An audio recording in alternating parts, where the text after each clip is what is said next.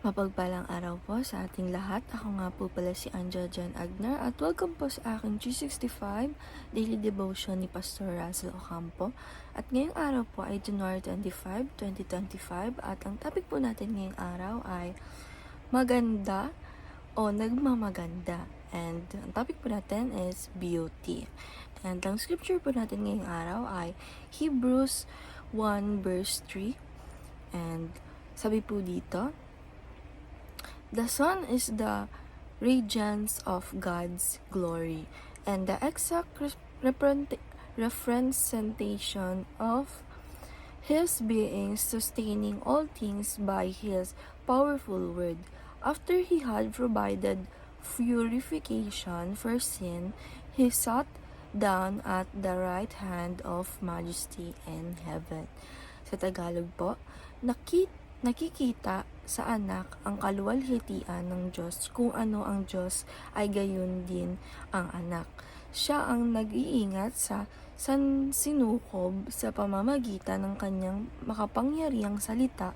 Pagkatapos niyang linisin tayo sa ating mga kasalanan, siya ay umupo sa kanan na makapangyarihan doon sa langit. And teaching number 1, God is the highest degree of beauty. Sabi po dito na ang ating Panginoong Diyos po ay siya po talaga ang standard ng beauty, siya po talaga ang highest degree of beauty.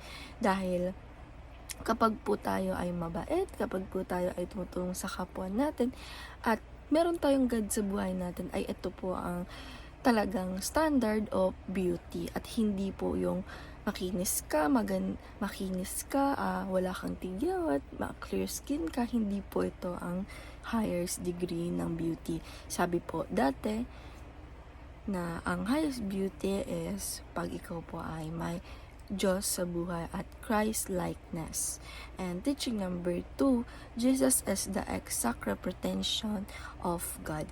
Sabi naman po dito na ating Panginoong Hesukristo naman po, ang siya pong exact representation ng ating Panginoong Diyos. Na ang ating Panginoong Diyos po, siya po ang highest degree, and ang nagre-represent po sa atin nito, ang nagpakita po talaga sa atin ng ating Panginoong Hesukristo na ang anak ng ating Panginoong Diyos, na siya po talaga ang exact representation ng ating Panginoong Diyos, ang ating Panginoong Hesukristo po.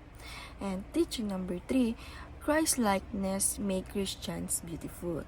Ayan po, na kapag po tayo ay Christ-likeness at mabait po tayo, may mabait po tayo at hindi po tayo gumagawa ng masama at namumuhay po tayo ng tumutulong sa kapwa natin, at hindi lang po basta ganda, clear skin, makinis, maputi ka.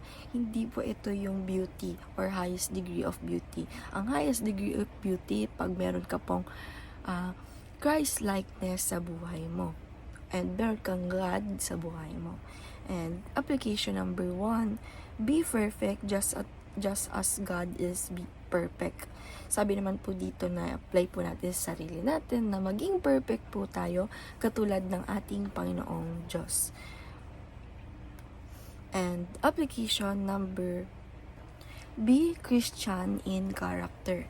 Sabi naman po dito na tayo po ay maging Christ-like sa attitude po natin, sa ugali po natin.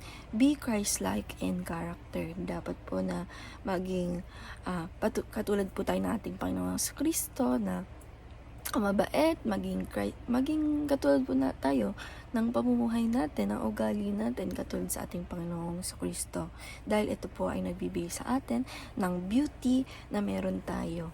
And application number 3, be beautiful in the eye of God. Sabi naman po dito na i-apply po natin sa sarili natin na kahit pangit tayo sa iba at pangit tayo sa kung sino, basta maganda tayo sa paningin ng ating Panginoong Hesukristo, ay ito po ay pinakamaganda na standard na makukuha natin. And dahil nga po ating Panginoong Hesukristo ay siya po ang highest degree of beauty, na maganda po tayo pag tayo po ay maganda sa paningin ng ating Panginoong Hesukristo at Panginoong Diyos. And discussion, why should we look at beauty as Christ-likeness.